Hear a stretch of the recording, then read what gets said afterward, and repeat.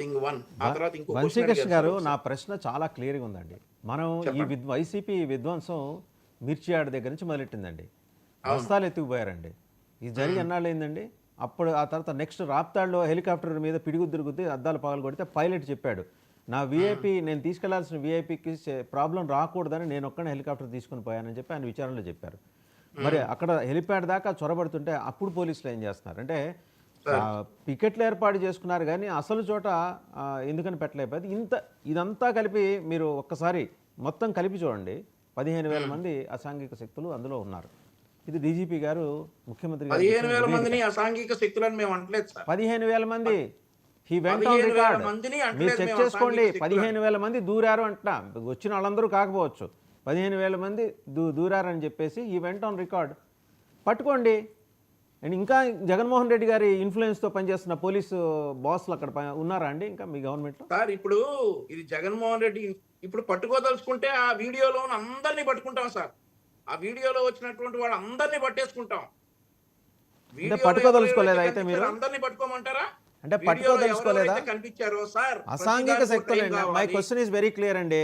Anti social elements ఎందుకు మీరు పట్టుకోవట్లేదు? Answer is also very clear. మీరు 15,000 మంది అసాంఘిక 15 నేను అంటలేదు, మీ ప్రభుత్వం చెప్పింది. మళ్ళీ నేను మళ్ళీ క్లారిటీ ఇస్తున్నా. శక్తులు అయ్యి ఉండరు.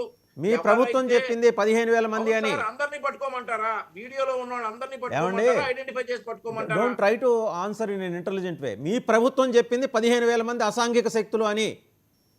ప్రభుత్వం చెప్పింది, నేను చెప్పింది కాదు. ఎంతమంది వచ్చారు సార్ నిన్న? ఎంతమంది వచ్చారు సార్? ఇప్పుడు వీడియోలో ఉన్న వాళ్ళు అందరినీ పట్టుకోవడం సాధ్యం కాదు కదా, పట్టుకోకూడదు కూడా.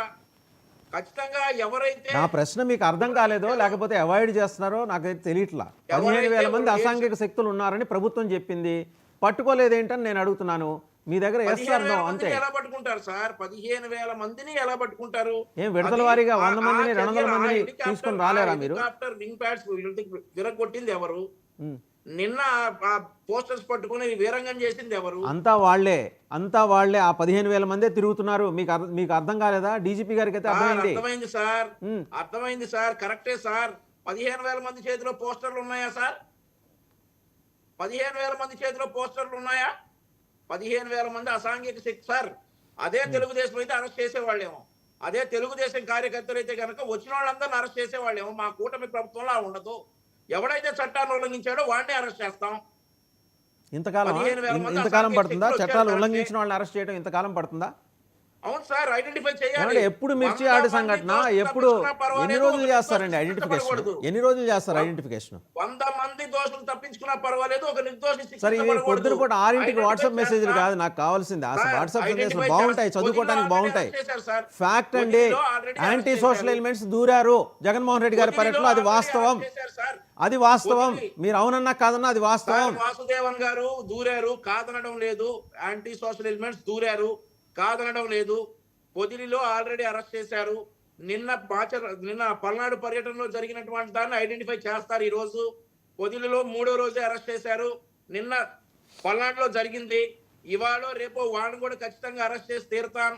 ఎవడైతే చట్టాన్ని ఉల్లంఘించాడో ఆ 15,000 మంది చట్టాన్ని ఉల్లంఘించలేదు, అసాంఘిక శక్తులు అయితే కావచ్చు. వాళ్ళ మీద అసాంఘిక శక్తులను ముద్రేసేసి అంత ప్రేమ ఏంటండి నాకు అర్థం కాదు. అసాంఘిక శక్తులని అనేది మీరే, చట్టాన్ని ఉల్లంఘించలేదని చెప్పేది మీరే. అసాంఘిక శక్తులే, కాదనడం లేదు. చట్టాన్ని ఉల్లంఘించలేదు కదా అక్కడ. చట్టాన్ని ఉల్లంఘిస్తేనే అసాంఘిక శక్తులు అంటారు. అవును సార్, చట్టాన్ని ఉల్లంఘిస్తేనే అసాంఘిక శక్తులు. చట్టానికి లోబడి ఉంటే వాళ్ళు అసాంఘిక శక్తులు కాదు కదా. గత వైసీపీ ప్రభుత్వం అయితే చేసేసేవాళ్ళేమో. వాళ్ళ సంగతి ఎందుకండి? వాళ్ళు గతంలోకి వెళ్ళిపోయారు. వాళ్ళు చేసిన చేష్టల వల్ల. వాళ్ళ గతం మీకెందుకు? మీ భవిష్యత్తు, మీ వర్తమానం చూసుకోండి. మేము అలా చెయ్యం సార్. వాళ్ళు చేసినట్టు మేము చెయ్యం. ఎప్పుడు చేస్తారు? పోనీ ఎప్పుడు చేస్తారు? ప్రతి ఒక్కళ్ళని మేము అరెస్ట్ చెయ్యం సార్. రాష్ట్రంలో లా అండ్ ఆర్డర్ డిటీరేట్ అయిపోతోంది. అక్కడ మేనిఫెస్ట్ అయింది. మీరే చెబుతున్నారు. డీజీపీ గారు నివేదిక ఇస్తారు, సీఎం గారు కూడా చెప్తారు. మళ్ళీ ఎండ్ ఆఫ్ ద డే అసాంఘిక శక్తులు వాళ్ళు అక్కడ జెండాలు పట్టుకోలేదు కదా, ఎందుకు చేయాలి? వాడు అసాంఘిక శక్తి అని ఎప్పుడు వాడి మీద ముద్రపడుద్ది? అల్లర్లకు పాల్పడినప్పుడు. తర్వాతే ఆ ట్యాగ్ వస్తుంది. సో వాళ్ళు పాల్పడినట్లు మాకు సాక్ష్యాలు దొరికితే డెఫినెట్లీ వదలం. రైట్, మీ సాక్ష్యాలు దొరికేవారు కాదు. ఈ లోపల మీరు సాక్ష్యాలు